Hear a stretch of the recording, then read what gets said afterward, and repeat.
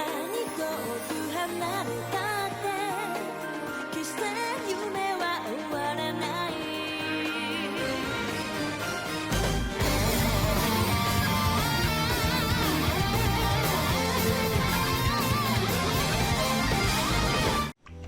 What's up, guys? Welcome back to Heal on 6, back again with another top deck profile from another 5-round tournament here at Next Level. Today we got Ralphie, long-time player here since the start of Season 2 of Overdress. Today, he showed up again, continuing to win every week with his new favorite deck, Messiah. Now, Ralphie, you are known for playing a lot of strong decks before you were a Youthberg main. You're taking a break from Youthberg at the moment, you're testing yourself out, but you have seen the most success so far with Messiah. What made you switch? Because of the meta currently. Because of the fact that you have Gandiva and Chronojet and Ava still being relevant to this meta, and I need to play with another deck that will allow me to keep up with the meta. Now, Youthberg can keep up because of the fact that it has the Persona ride, but it's very hard for Youthberg to keep up in the Gandiva meta specifically. So that's why I switched to Messiah. Now, it does have a bit of a mismatch. It may retire my board, but it doesn't matter. As long as I'm aware of the matchup, I know how to counter against it. Got you. So you went completely undefeated in another 5-round tournament, 20 players. Next level's tournament, competitors are usually stacked. So let's see how you went through your whole deck. Let's see how you take around with this deck. Yeah, sure. All right. Ralphie, show us, starting off with your ride line, how you went through your deck building process. So show us what the deck is about. You have your standard ride line, the grade 0 and the grade 1. You get them from the trial deck itself, and it's pretty standard, pretty obvious. It's like the Chronojet Stride deck. You'll know that easily. You get the Crest from it. You have the Awakening and Messiah. The Awakening Messiah, it's a skill that can activate during your grade 4 turn. And when you place your grade 4, you can call it to any rearguard circle. Preferably, you can want to call it to the back to make higher numbers for your Vanguard, or you may want to call it to a rearguard circle, left or right, just to make numbers, just to make columns. And you only need the 1-up for the main ride deck. And next, lastly, you have your Alter Ego Messiah, which is the main deck, which is the main grade 3 for the deck. It's very good, very strong for self-lock and locking an opponent's rearguard specifically. It can either be front row or back row, and it's very strong for its GB2 skill. If you manage to go to GB2, so plus 1 card, depending on the number of cards that you unlock from either side of the board, you can draw 1. It's very good, very strong. You don't see yourself using it often all the time, but you want to get the most value from the skill the first time.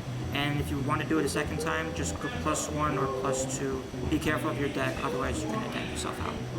I am running 2 Alter Ego Messiahs. I've seen people run 3. To me, 3 is good because I can see Alter Ego consistently, but running too many of those grade 3s make me inconsistent in terms of shield value. So the reason why I run 2 Alter Egos is to prevent myself from going into that shield value, keeping more shield value from my hand for a later game, and I can only just run 2 Alter Egos. It's pretty good, very, very strong. You don't need to run 3. This 2 is pretty standard, very good. The 4-of Australian Dragon. It's very good as a 4-of staple because of the fact that it allows you to draw 1 card after discarding it for a stride cost. You only want to see it in the starting hand for your first stride, which is very strong. If you happen to get a second copy of it during your during the early stage of the game before you go into your first stride, it's fine. Discard the second copy, just as long as you keep the first copy in hand, that's good. I play tested it at 3. It was pretty good, but at times when I needed it as a 4-of, and that's what helped me see it consistently. We have the Strides, which is the only 8 strides because this is the only 8 that you can get from the standard Strides deck set. For people that don't know what Amnesty is, it is the first stride that you go into with Messiah. And Counterblast 1, you can unlock any number of rearguards from your board or the opponent's side of the board, preferably your board. And depending on the number of units that you've unlocked, you can give +5 to that one specified unit. So say if I unlocked 4 or more units from my side of the field, I can give +5 for each of that unit that I unlocked. Very good, very strong, very good. And now we go into the Exilus Messiah. The Exilus Messiah is your finisher for the deck. The reason why it's your finisher because the only way you can go into Exilus is by discarding your Alter Ego. You can just as soon as you discard your Alter Ego, you can go in here on the swing, Counterblast 1, flip on unlock as many units as you want, and depending on the number of units that you have unlocked, you can then restand any number of rested units that you have. So say for example, I happen to have an alter ego on the rear guard circle after I swim with it. If I were to use X's skill at that start of the battle, depending on the number of rear guards I happen to unlock, I can then restand that rested unit into an attack position. So the grade 2s is pretty standard, pretty obvious. You have your 4 Arrestor Messiah, very good, very strong. It's a staple, it's self-explanatory. On swing, +5 to itself, and then lock itself. You do that to combo with the Alter Ego Messiah. If you're playing 3 or less, I don't know what you're doing. Very strong, very good staple for the deck as an attacker. The same can be said for Klein. Klein gives itself +5, however, you can only get the +5 if you happen to have a locked unit. If you don't have a locked unit, it does not get +5. They can get a +5 from either side. So if you happen to use your Stride skill and happen to have an opponent's locked unit on their side of the board, you can still get the +5 from it. It's a strong staple as a 4 because it acts as an attacker, and then it can act as a searcher for any rear guard, any unit that you may want for your deck. Say if you happen to use Klein, happen to see Astrolabe, call it to the rear guard, you plus to make numbers. And now lastly, we have the 2 Surfray. The reason why I run 2 of her is because Chronojet still exists. The last time I fought against a Chronojet matchup not running her, I ended up losing. It wasn't pretty good, but because I ran her this week, it was very strong. I managed to use her CB1 against the Chronojet matchup. It allowed me to preserve whatever cards that I needed to use for the late game and helped me save as many attackers as I want. Your staple and best countercharger for the deck, Sacrifice Messiah. The reason why I say it's the best countercharger is because it's the only countercharger for Messiah, but its additional effect is on the turn that it boosted, lock itself and give +5 to your Vanguard. It's very good to make numbers for your Vanguard. People may forget it because of the additional +5, but it's very strong in most situations. And the only time you want to countercharge is when your damage is face down. So take advantage of the counterblast when it's face down, so you can get the most benefit from Sacrifice Messiah and lock itself for our Alter Ego. Now we go into the next 4 of I'm running is Destiny Dealer. I see people play it as a 3, I see people play it as a 2 to run more space for grade 3s or any other units. To me, it's okay because of the fact that I'm running Destiny Dealer as a 4 of, I need to see my Alter Ego.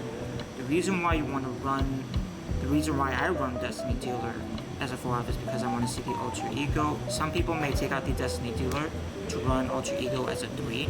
To me, I don't like that, as I explained before, because of the fact that it loses shield values. I lose shield value from this deck. So that's why I stick the Alter Ego at 2, and I run Destiny Dealer at 4 because of the fact that I can use it as a stride cost, and I can search for an Alter Ego if I need to. To Mikani. People run it as 4, people run it as 3. To me, I run it as 2 because of the fact that my trigger ratio is the way I want it for this meta. Mikani is strong because of the fact that you can put it into Soul and Soul Charge from its own skill to help buff up Alter Ego's GB2 skill. Soul Blast 1, Draw 1. It's very good, very strong, but it's something that I may not need all the time for my games. Because most of the times I'll have like a 12 or 13 card hand in the late game, and that's fine. If I have that hand staple in the late game, I don't have to see myself using Mikani in the later on in the game, because I'm committing one from my hand rather than just committing anything, really. So that's why I run the Mikani as a 2 of. I don't need to see it all the time, I don't need it all the time in my game, but when I want to see that plus draw, I'll tend to use them. And lastly, for grade 1s, your 4 PG, pretty standard, pretty obvious. Run 1 Elementaria because Chronojet's still in the meta. 0s, you have your OT, the best OT in the deck currently. It's hard to replace this OT with the new OTs that we got from Festival Collection, because the reason why this is the best OT for this deck specifically is because of the fact that you can give crits to your front row and double the power. It's very good, very strong, because of the fact that every time you unlock the unit from your board, you're actually restanding it in an attack position instead of a rest position. That's why it's very strong for this deck, because if you happen to reveal it and they're still in the attack position, double their power, double their crit. That's why it's still good for this deck currently. And now we run the 3 draw. Now, I run the 3 draw because of the fact that I need to stay consistent and fast in this current meta, because Gandiva is too strong specifically against this deck. I playtested many times using the fronts against Gandiva. It has not helped me in the slightest in terms of hand preservation. So that is why I run the 3 draw to help keep my hand alive against the Gendiva Mira specifically. I don't care about decking myself out. I don't care if it comes down to decking myself out because of the fact that I'm running 2 Makanis and I don't need to run Makani all the time. I don't need to see Makani at all for all my games. I can just run it as a 2-of for when I need it. And I can run the draws so that I can stay ahead of the game. And now, because I'm running 3 draws, you have your standard ratio for the deck, 8 crits. The deck is aggressively strong with 8 crits. You don't need to run anything less. It's very good. I see you're not running the effect ones. No, effect crits? No. The reason why I don't run the effect crits is because of 1, budget, and 2, well, you just don't really need to use the effect crits, really. You don't see yourself putting the effect crit trigger into the soul for the +2 because you're generating so many numbers from your crest. Every G unit that you flip face up, you just get +5. You generate so much numbers as it is, you don't see yourself putting a crit into the soul in almost all your games. It's pretty good just to keep as a shield in your hand. But in terms of effects, what I am using is 2 effect heals because Gendiva is in the meta right now, and so is Ava, and so is Zorga recently. You can use these 2 effect crits for any of those kinds of decks, Roaming Prison, Gendiva, or Ava, any type of decks that you prefer. And we're running the 2 standard heals. Describe how does your crest work? So the Crest is the same, it has the same concepts as the Chrono Jet Stride Deckset. However, the last effect, its auto effect, is completely different. So on the end turn, you can unlock as many of your rear guards as you want, and you can also unlock and bind one of the opponent's rear guards. Because when you happen to unlock their rear guards, it also applies to Alter Ego's effect. So say the opponent has that 1 unit on their board that happens to be blocked, I can unlock it, bind it, and then apply that effect to Alter Ego. So say I happen to have 2 in my front row, I unlock them, and then the opponent happens to have 1 of their units locked, I can unlock it, bind it, and then happen to draw 3. Right, so blasting 3 and drawing 3 from the deck. Alright, Ralphie. Well, this deck seems pretty solid. A lot of people tend to see the Stride decks as pretty powerful.